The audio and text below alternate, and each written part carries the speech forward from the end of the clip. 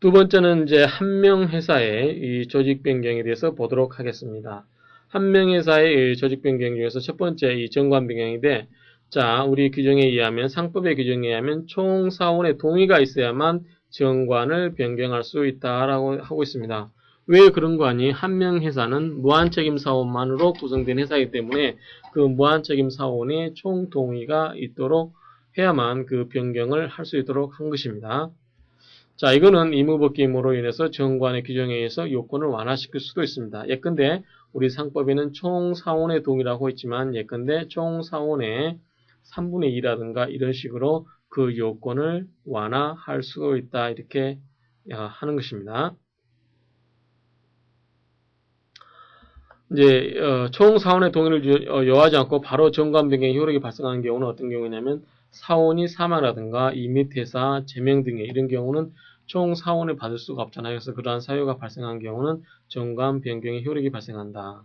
또 방금 전에 말씀드린 것처럼 이 모든 사항은 즉 정관의 변경 사항은 중요한 겁니다. 그래서 이런 경우는 정관의 변경 등기를 해야만 하고 그 변경 등기를 해야만 제3자에게 대항할 수 있다. 그래서 이러한 경우는 역시 등기 사항이라는 거 염두에 두시기 바랍니다. 자, 입사, 퇴사. 입사, 퇴사는 우리가 이야기할 때 회사에 여러분들이 취직한다, 퇴사한다. 그러죠?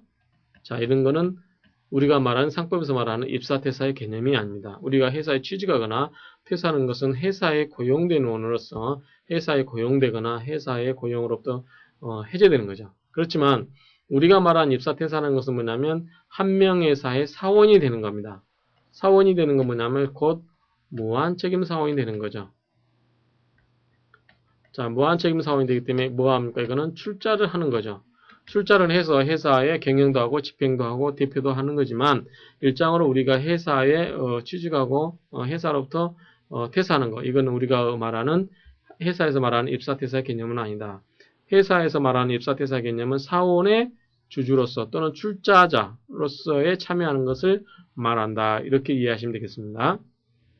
그래서 입사라고 하는 것은 회사가 성립된 후에 그것을 사원 자격을 원시적으로 취득하는 것을 말합니다. 그래서 이런 경우는 입사 계약을 해야 되는 거고, 또 입사를 하려면 자, 이렇게 한 명 회사라 같은 것은 굉장히 인적 신뢰관계가 중요한 회사라고 말씀드렸습니다. 그러다 보면 예컨대 자기 여러 사람의 무한책임 사원이 있는데 그 무한책임 사원의 뜻이 맞지 않는 사람이 들어오거나 불협화음을 만들 수 있는 사람이 입사할 수도 있습니다. 그래서 그런 경우는 회사의 어떤 인적 신뢰관계를 굉장히 해하게 되는 결과가 생기기 때문에 그러한 인적 신뢰관계를 중요시하는 한 명 회사의 경우에는 다른 무한책임 사원의 동의를 받도록 하고 있습니다. 그래서 입사하는 경우는 자기의 동질성을 갖고 있는 사원을 받아들일 건가 말 건가 하는 결정을 다른 사원이 결정하게끔 하는 제도가 있습니다. 그게 바로 입사할 경우는 다른 총사원의 동의를 받도록 하고 있고, 그 다음에 입사를 하게 되면 사원이 증가될 거고 이것은 바로 정관을 변경하게 된 겁니다. 그래서 정관을 변경하면 무슨 등기? 변경 등기를 해야만 되는 거죠. 또 한 가지는 이제 새로 입사한 사원은 자기가 입사한 시점부터의 책임만 지는 게 아니고 자기가 입사하기 전에 생긴 회사의 채무에 대해서 무슨 채무? 다른 사원과 동일한 책임을 진다. 즉 직접 무한 연대의 책임을 진다라고 이해를 하시기 바랍니다. 퇴사라는 것은 이제 사원 자격을 박탈당하는 거죠. 그래서 특정 사원이 사원 자격이 절대적으로 소멸하는 것을 말하고, 퇴사의 종류에는 무슨 퇴사가 있다? 임의 퇴사, 즉 자발적으로 퇴사하는 게 있고 강제 퇴사 또는 당연 퇴사가 있습니다. 그래서 임의 퇴사라고 하는 것은 정관으로 회사의 존립기간을 정하지 아니하였거나 어느 사원의 종신까지 존속할 것을 정한 때는 6개월 전에 예고를 하고 언제? 영업연도 말에 한하여 퇴사를 할 수 있다. 이런 뜻입니다. 그래서 6개월 전에 예고를 하고 그 다음에 영업연도 말에 한하여 퇴사를 하고 퇴사를 인정하는 거죠. 이게 무슨 퇴사다? 임의퇴사다라고 하는 겁니다. 다만 이제 원칙적으로는 그 계산관계라든가 여러 가지 책임관계를 명확하기 위해서 6개월 전에 예고를 하도록 하고 있고, 그 다음에 영업연도 말에 한해서만 퇴사를 하도록 하고 있는데 부득이한 사유가 있는 경우에는 언제든지 퇴사가 가능하다라고 하는 것도 알아두시기 바랍니다. 다음에 이제 퇴사의 종류 중에 두 번째가 이제 강제퇴사 이게 있는데 이게 뭐냐면 지분 압류 채권자에 의한 강제퇴사. 자, 사원의 지분을 압류한 채권자는 6월 전에 예고를 하고 영업연도 말에 그 사원을 퇴사시킬 수 있습니다. 그래서 사원의 지분을 압류한 채권자도 이 강제로 사원을 퇴사시킬 수 있다라고 하는 점도 특징적이라고 할 수 있겠습니다. 두 번째는 이제 당연 퇴사인데 당연히 어떤 사유가 발생하게 되면 퇴사로 보는 거죠. 근데 정관에 정한 사유의 발생, 정관에서 어떠한 사유의 경우는 퇴사로 본다라고 했을 때 정관에서 정한 사유가 발생했거나 총사원의 동의, 그 다음에 사망이라든가 금치산자, 파산, 제명 이런 경우에는 이 당연히 퇴사된 걸로 본다 이렇게 생각하시면 됩니다.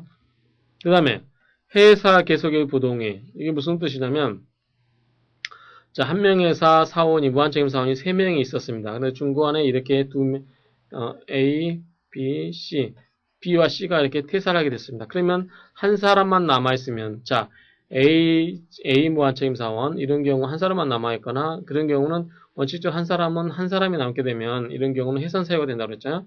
그래서 이 사람 보고 B 보고 계속 하자고 했는데 B가 이거 부동의하게 되면 이 사람은 당연히 퇴사한 거고 또 뭐 다른 D가 있다든지 여러 가지 있는 경우에 이런 경우에 A, B가 있을 때 D가 나는 회사가 계속하는 것에서 찬성하지 않는다라고 했을 때는 이 D는 당연히 퇴사된 걸로 본다. 그런 뜻입니다. 그 다음에 세사의 설립의 무효라든가 취소의 원인이 있는 사원은 당연히 퇴사한 것으로 본다라는 점도 알아두시고요. 자, 여기서 퇴사를 하게 되면 사원이 퇴사한 순간부터 바로 이 책임의 굴레를 벗어난다라고 하면 회사의 채권자에 대해서는 굉장히 회사의 그 채권자는 굉장히 불리한 지위에 놓여지게 됩니다. 그러면 회사에 만약에 문제가 있다고 하면 너도 나도 다 퇴사하려고 맘먹을 겁니다. 그래서 이런 경우를 제한하기 위해서 무조건 책임을 벗어날 수 있도록 하는 게 아니고 회사의 채권자를 보호하기 위해서 퇴사 등기를 하기 전에 생긴 회사의 책임에 대해서는 등기하고 나서 몇 년? 2년 내에는 다른 사원과 동일한 책임이 있다라는 점이 특징입니다. 그래서 이런 경우는 다른 사원과 동일하게 비록 퇴사했지만 2년 내에는 책임이 있다는 점도 알아두시고요. 그 다음에 퇴사한 사원의 지분의 계산은 정관에 다른 정함이 없으면 퇴사 당시의 회사 재산의 상태에 따라서 정한다. 그 다음에 제명의 경우는 제명의 소를 제기한 때에 회사 재산의 상태에 따라서 하게 되고 그때부터 법정 이자를 계산한다. 이 점도 알아두시고요. 그 다음에 퇴사한 사원은 노무 또는 신용으로 출자의 목적으로 한 경우에도 그 지분의 환급을 받을 수 있다. 이건 무슨 말이냐면 자, 노무라든가 신용은 객관적인 숫자에 의해서 가치가 정해지지 않잖아요. 그렇지만 이미 입사를 해서 회사의 재산을 증가시켰다. 여러 가지 목적으로 공헌을 했다. 이런 경우에는 비록 그 사람이 노무라든가 신용으로 회사가 출범할 때는 회사가 처음에 만들어질 때는 그 평가를 받지 못했다 할지라도 회사가 이제 정산을 한다든지 이런 경우는 비록 퇴사할 때도 퇴사하는 경우라 할지라도 그런 경우는 가치를 인정받는다. 그 뜻입니다. 그 다음에 회사에 자기 상호를 사용하고 있었는데 그 상호를 이제 쓰도록 하고 있는 사원이 퇴사를 했다. 그러면 더 이상 회사와의 자기 이름이 자기가 무한책임 사원이 아님에도 불구하고 회사는 계속해서 자기와 관련 있는 이름을 쓴다든지 해서 계속 제3자로 하여금 자기가 그 회사에 실질적 영향력을 행사하고 있는 것처럼 보여줄 수가 있잖아요. 그래서 그러한 경우는 그걸 막기 위해서 퇴사한 사원이 자기의 자기의 그 회사의 상호라든가 그런 경우는 자기의 이름을 빼달라. 즉, 사용의 폐지를 청구할 수 있는 게 제도가 인정되고 있는데 우리는 그거를 퇴사원의 상호 변경 청구권이다. 이렇게 인정을 하고 있는 것입니다.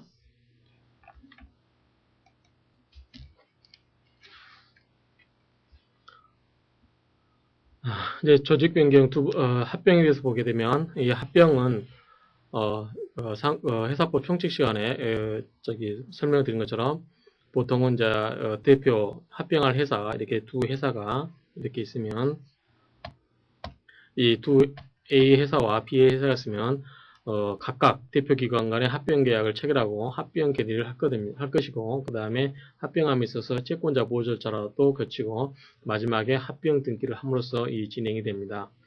그 다음에 한명회사 같은 경우는 이제 주식회사 같은 경우는 굉장히 그 합병 계약서를 작성하는 게 굉장히 중요합니다. 왜냐하면 이 계약서의 합병에 관해서 중요한 사항은 다 정해져 있고 그게 하나의 제3자라든가 합병에 관심 있는 또 주주가 그런 여러 가지 사항을 알아볼 수 있는 사항이 되지만 한 명회사는 이 둘 다 무한 책임을 지는 사원, 둘 다 무한 책임 사원으로 구성되는 회사 간의 결합되기 때문에 무한 책임 사원을 지는 사람이기 때문에 굳이 엄격하게 이 회사의 이 재산관계라든가 이것을 명확하게 바뀌지 않아도 됩니다. 그렇기 때문에 이런 경우는 한 명회사의 경우는 작성하는 것이 보통이지만 반드시 강제하는 것은 아니다. 즉 법률상의 요건은 아니다. 이렇게 이해하시면 되겠습니다. 그 다음에 주식회사와 합병하는 경우는 이 총사원의 도움이 되어서 반드시 합격계약서를 작성을 해야 됩니다. 자, 합병 등기는 누누이 말씀드리지만 본점에서는 2주간, 지점에서는 3주간 내에 합병 등기를 한다. 그 다음에 이 말도 이제 나중에 주식회사 합병이라든가 모든 말에 다 똑같이 적용되는 거지만 자, 전속회사는 변경 등기가 되겠죠. 그러겠죠? 전속회사는 변경. 예컨대 A와 B가 합병을 해서 자, A가 없어지고 B-라는 회사로 합쳐져서 이렇게 갔다. 그러면 자, A 회사는 소멸되기 때문에 무슨 등기? 이런 경우는 해산 등기입니다. 그래서 A는 해산. 그 다음에 전속회사 B는 B-로 바뀌었죠. 이건 무슨 등기? 이거는 변경 등기. 만약에 A와 B가 합쳐서 새로운 회사 C가 됐다면 자, A 회사도 해산 등기, B 회사도 해산 등기, C 회사는 무슨 등기? 이런 경우는 설립 등기. 그렇죠? 그래서 이 말은 각각의 용어에서 자연스럽게 도출될 수 있는 말이고요. 자, 합병의 효력은 전속회사 또는 신설회사가 그 번점 소지에서 변경 등기 또는 설립 등기를 할 때 발생한다. 즉, 등기가 할 때 그 효력이 발생한다라는 취지입니다. 합병의 효과는 자, 여러분들이 모든 회사에 공통되는 거지만 이 합병하게 되면 합병의 효과는 뭐냐면 포괄적 이전한다 이렇게 생각하시면 됩니다. 포괄적 권리의무관계가 이전된다. 자, 당사회사의 합병의 결과 당사회사의 전부 또는 일부의 소멸과 전속회사의 정관변경 또는 신회사가 설립한다. 그 다음에 여기서 이제 중요한 거는 소멸회사 사원은 전속회사 또는 신설회사 사원으로 되고 소멸회사로부터 전속회사 또는 신설회사의 권리 의무는 포괄적 이전이 생긴다. 무슨 말인가 하니 자, 구체적으로 설명드리면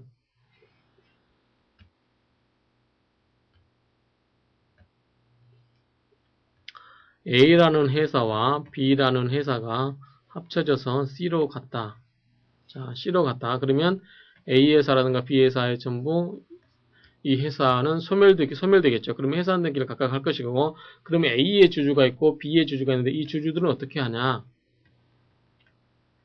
여기에 주주들은 어떻게 됩니까? 무슨 회사 주식을 받죠? 여기에 갖고 있는 A 회사, B 회사의 주식은 전부 휴지가 되는 거고, 각각의 C 회사의 주식을 받게 됩니다. 그러면서 여기에 갖게 되는 모든 권리관계가 당연히 올라가죠. C에 포괄적으로 간다. 이렇게 하게 됩니다. 그래서 A 회사와 B 회사가 전부 C로 간다. 이렇게 이해하시면 되고 이 A 회사와 B 회사의 각각의 모든 권리관계가 포괄적으로 이전된다. 이 말이 중요한 말입니다.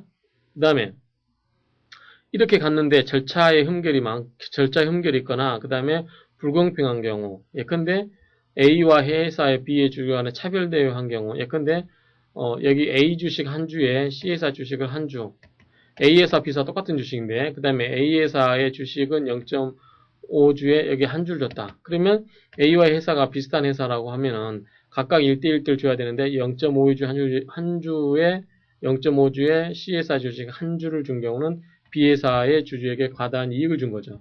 왜냐하면 이 사람은 2배 주식을 받는 거 아닙니까? 그랬을 때는 A 회사의 주주라든가 이런 경우에 회사의 공정성을 잃었다, 합병의 공정성을 잃었다 이런 경우는 문제를 삼을 수 있습니다. 그게 뭐냐면 이런 경우는 회사를 무효로 제기할 수 있는데 이걸 반드시 소에 의해서만 할 수 있다. 이렇게 총칙 시간에 말씀드렸습니다. 그래서 합병 절차에 하자가 있으면 합병 무효가 문제되고 주식회사 경우와 마찬가지로 합병 무효의 소에 의해서만 그 하자를 다툴 수 있다. 왜 그럽니까? 이해관계자가 많기 때문에 그렇다라고 말씀드렸습니다.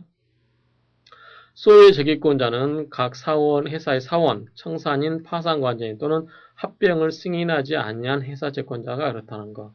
그 다음에 합병 등기로부터 언제 이내 6월 이내에 제기를 해야 된다라는 거. 그 다음에 나머지 절차는 주식회사 합병과 같다. 이렇게 이해하시면 되겠습니다. 합병 회사 해산 사유를 보게 되면 이제 해산에 대해서 보겠던데, 자, 해산 사유를 보게 되면 존립기간이 만료라든가 기타 정관으로 정한 사유가 발생이 됐다. 정관으로 정한 사유가 발생하게 되면 당연히 회사가 해산이 되겠죠. 그 다음에 총 사원의 동의가 있고 사원이 한 사람이 됐다. 그 다음에 합병, 파산, 해산명령, 해산판결 이런 경우 전부 회사가 해산되는 거잖아요. 그렇죠. 이런 경우는 당연히 회사가 해산되는 겁니다. 자, 이런 경우는 문제가 될 수 없는 거고, 처음부터 이제 만료기간을 정하겠으면 기간이 만료되면 당연히 해산되는 건 문제고, 만료기간을 정하지 않았다라도 회사 총사원이 자, 우리 회사 해산시키고 우리 그만하자 라고 했을 때 당연히 한 사람이 된 거고, 그 다음에 사원이 1인이 된 경우, 이거는 누누이 말씀드렸다시피 한 명 회사는 두 사람 이상의 무한 책임 사원으로 구성이 되기 때문에 한 사람만 남게 되면 해산 사유가 된다라고 말씀드렸습니다. 합병의 경우에도 회사가 당연히 없어지는 거죠. 해산 등기는 마찬가지로 이런 경우는 회사가 해산될 때는 합병과 파산의 경우를 빼놓고는 그 사유가 있은 날로부터 본점 소재에서 2주간, 지점 소재에서는 3주간 내에 해산 등기를 한다. 합병과 파산의 경우는 제외합니다. 회사의 계속은 뭐냐면 회사가 이제 해산해서 없어졌다든지 여러 가지 경우에 이제 회사가 없어져야 되는데 그렇지 않고 회사를 계속했으면 좋겠다라고 뜻이 맞는 사람끼리 뜻을 모아서 회사를 계속하는 제도입니다. 자, 이런 경우에 존립기간이 만료라든가 기타 정관으로 정한 사유가 발생 또는 총 사원의 동의에 의해서 해산한 경우 사원의 전부 또는 일부 동의로 회사를 계속할 수 있다. 예컨대 무한책임사원 B, C, D, E 이렇게 5명 있는데 자, 우리 회사 그만하자라고 총사원 동의했는데 D, C가 탈퇴를 하고 A, B, C 사람이 남았습니다. 그럼 이 사람끼리 모여서 우리 회사를 계속하자 라고 했을 때 이렇게 이제 회사를 계속할 수 있다는 뜻이죠. 회사를 계속할 수 있는데 만약에 이 중에서 C가 나는 회사 계속하는 것을 반대한다. 물론 D, C는 당연히 반대했을 거고 그러면 C가 만약에 동의를 하지 않았다. 그러면 이때 동의를 하지 않은 사원은 퇴사한 것을 본다. 즉 무슨 말이냐면 C도 퇴사한 걸 보고 결국 누구만 남아서 A, B 남아서 두 사람이 회사를 계속 할 수 있는 거죠. 왜? 두 사람 이상이면 되기 때문에 그렇습니다. 그 다음에 사원이 한 사람이다. 만약에 이 B, C, D가 다 빠지고 A 혼자서 남았다. 그러면 이때 A가 다른 사람을 끌어들여서 두 사람 이상으로 만들면 되는 거죠. 즉, 한 명의 사회의 존속 요건인 두 사람 이상으로 사원만 만들어서 회사를 계속할 수도 있다. 그런 뜻입니다. 새로 사원을 가입시킨다. 그 말이고. 등기는 2주, 3주. 똑같은 이야기입니다. 다음 청산은 이제 회사가 해산하는 경우에도 바로 없어지지 않고 회사의 일생에 대해서 회사의 회사법 충실 시간에 살펴본 것처럼 이때는 청산이라는 절차를 거치게 되는데 그러한 경우에는 청산의 목적 범위에 대해서 회사가 계속 존속하는 것으로 본다. 이렇게 됐습니다. 그 다음에 회사의 이제 목숨이 완전히 끊어진 것은 청산 절차를 종결함으로써 완전히 회사가 권리 능력이 소멸하게 됩니다. 이러한 이 회사의 청산에는 원칙적으로 두 가지가 있는데 임의청산이 있고 법정청산이 있습니다. 임의청산이라는 것은 자발적으로 하는 거고 법정청산이라고 하는 것은 법의 절차에 의해서 청산을 하게 되는 겁니다.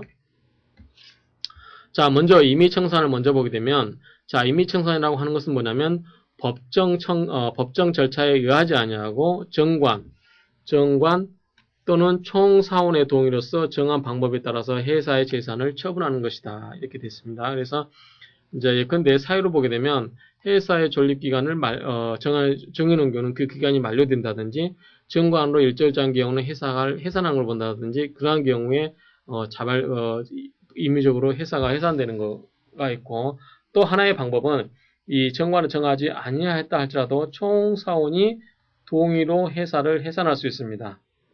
그 다음에 이런 경우는 이제 임의청산이 되지만 회사의 사원이 1인이 된 때와 법원이 해산 명령이라든가 해산 판결을 했을 때 이런 경우에는 재산 처분의 공정성을 기하기 위해서 임의청산이 인정되지 않고 법정청산만 인정이 됩니다.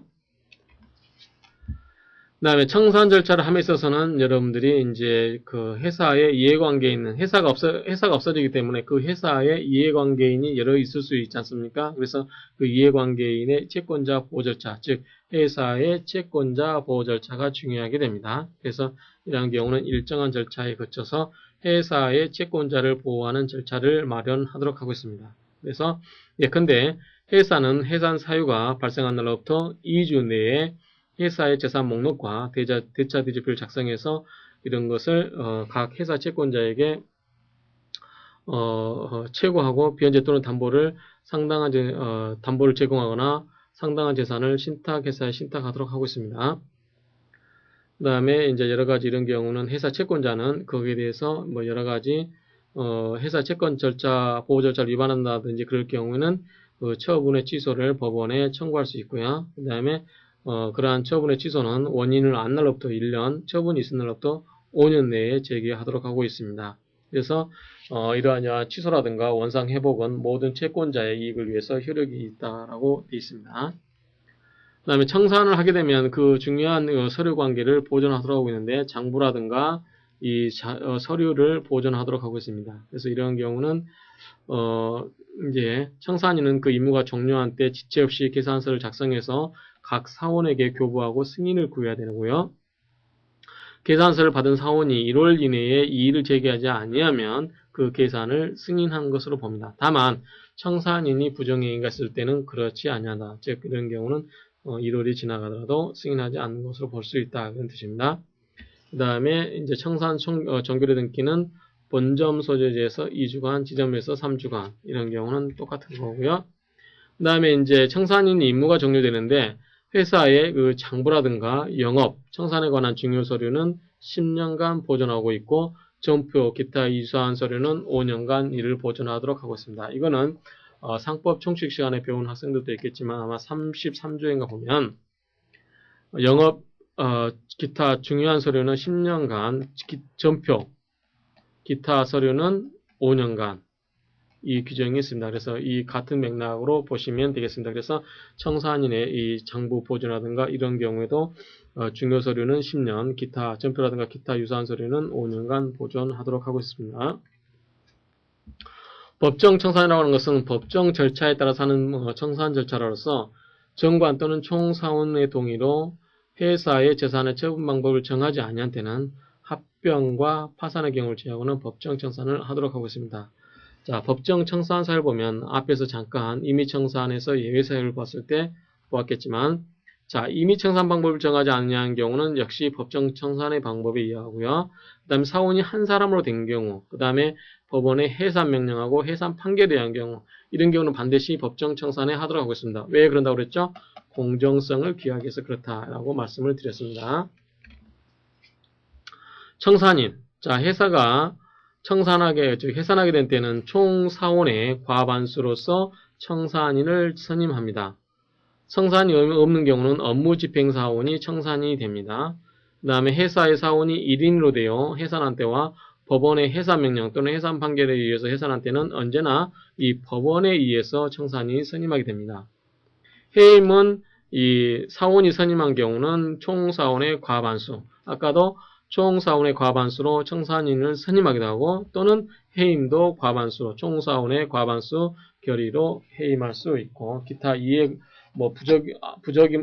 현저하게 업무집행함에 있어서 부적당하다 이런 경우는 법원이 사원의 청구에 의해서 또는 기타 이해관계인의 청구에 의해서 청산인을 해임할 수도 있다. 이러한 점도 알아두시기 바랍니다. 그다음 청산인은 청산인은 어찌됐든 회사가 해산하고 나서 청산 종료할 때까지 회사의 업무를 집행하는 사람입니다. 따라서 회사의 청산인도 회사의 업무를 집행하는 사람과 마찬가지로 성관주의 의무를 부담하며 회사와 자기거래가 제한되는 경우도 있습니다. 그렇지만 이 경업피지 의무는 부담하지 않는다는 점이 특징이라고 할 수 있겠습니다. 마찬가지로 이 제3자에게 손해를 가한 때는 손해배상 책임이 역시 인정되고 회사라든가 제3자에 대해서 임무해태로 인해서 손해배상 책임을 질 수도 있습니다. 따라서 이 청산인은 실제로 회사가 해산을 했습니다. 그럼 회사가 해산하기 전까지는 누가 책임을 진다? 경영자. 경영인이 회사의 업무 집행을 경영하지만 회사가 해산하고 나서는 이 사람들이 끝나는 게 아니고 누구다?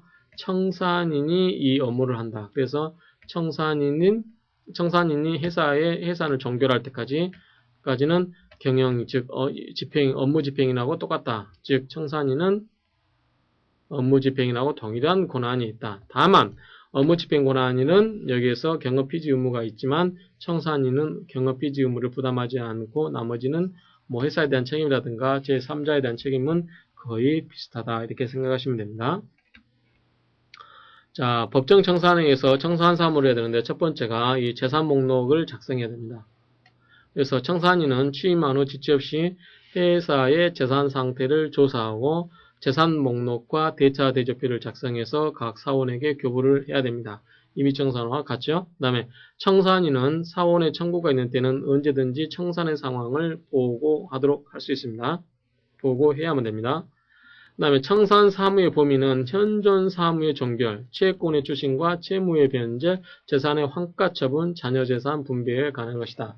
즉 무슨 말이냐면 회사가 해산하고 나서 회사가 이제 없어지기 전까지의 뒷수습, 즉 뒷마무리를 하는 작업이기 때문에 적극적으로 새로운 영업행위를 한다든지 그러한 것은 할 수 없고 이 청산인은 청산 목적과 관련된 범위 내로만 제한이 됩니다. 그래서 현존 사무가 있으면 그거를 종결시키고 그 다음에 받을 돈과 갚을 돈이 있으면 그거를 정산을 하고 즉 채권의 추심과 채무를 변제를 하게 되고 그 다음에 재산의 환가처분이 있다든지 그러한 경우는 환가처분을 하게 되고 자녀 재산을 분배를 해야 된다든지 그러할 경우는 분배에 관해서 그러한 업무만 할 수 있지 적극적으로 새로운 영업행위를 한다든지 그런 것은 할 수가 없다라고 하는 것입니다. 그다음 청산인이 회사의 영업의 전부 또는 일부를 양도하면은 총사원의 과반수가 있어야 되는 거고요. 그 다음에 파산 원인을 발견한 때는 즉시 파산 선고를 신청하고 이를 공고하고 그 다음에 회사의 현존 재산이 그 채무를 변제함에 부족한 때는 청산인은 변제에 불구하고 각 사원에 대해서 출자를 청구할 수 있다. 왜? 무한책임 사원이기 때문에 무한책임 사원은 무한책임을 진다고 그랬잖아요. 그래서 회사에 돈이 없어서 채무를 변제를 할 수 없을 경우는 각 회사의 사원에 대해서 즉 무한책임 회사 한 명 회사의 무한책임 사원에게 출자를 청구할 수 있다라는 뜻입니다. 그 다음에 청산 종결인데 자, 법정 청산, 즉 법정 청산에 있어서 청산인은 그 임무가 종료한 때는 지체 없이 이 계산서를 작성해서 각 사원에게 교부하고 이것도 아까 임의청산하고 똑같습니다. 계산서를 받은 사원이 1월 이내에 이의를 제기하지 않을 때는 계산서를 승인한 것으로 본다. 그리고 청산인에게 부정가했을 때는 그러하지 아니한다. 이런 경우는 이제 왜냐하면 무한책임 사원을 무한책임을 지다 보니까 그 회사의 잔존 처무를 다 결산을 하고 계산서를 이제 사원에게 지급하고 나서 거기에 대해서 결산을 하고 한다는 뜻입니다. 자, 청산 종결을 하게 되면 이제 등기를 함으로써 완전히 회사가 없어지게 되는데 그런 것은 총 사원의 승인이 있은 날로부터 본점 소지에서는 2주간, 지점 소지에서는 3주간 내에 청산 종결의 등기를 하게 됩니다. 그 다음에 장부 서류 보존 이것도 똑같죠. 그래서 이러한 경우는 중요한 서류는 10년간, 전표 기타 유사한 서류는 5년간 이러한 경우에는 임의청산과 똑같이로 그러한 중요한 서류를 보존하도록 하고 있습니다. 이상으로서 한 명 회사의 외부 관계에 대해서 살펴봤습니다. 그래서 비록 한 명 회사 전 시간에 설명한 한 명 회사의 의의라든가 여러 가지가 있고 무한책임 사원 이런 게 있고 내부 관계, 외부 관계 이런 게 있는데 우리가 한 명 회사의 우리가 지금까지 설명드린 회사의 종류 중에서 한 명 합자, 주식, 유한 그래서 주식회사가 95% 이상을 차지하고 있지만 한 명에서 합자회사는 거의 없다 할지라도 한 명회사는 또 무한책임 사원이 있기 때문에 합자회사에 무한책임 사원이 있는 것과 관련지어서 한 명의 합자회사의 관련 규정이 한 명회사의 관련 규정을 준용하도록 하고 있습니다. 그래서 우리 회사법에서는 많은 비중을 차지하고 있지 않지만 여러분들이 공부를 함에 있어서 알아둬야 될 내용들, 또 교재를 읽음에 있어서 필요하다고 생각이 되어서 비교적 자세히 설명을 드렸습니다. 그러면은 관련된 내용을 한번 교재를 통해서 복습을 하시고 잘 이해하시기 바랍니다. 수고하셨습니다.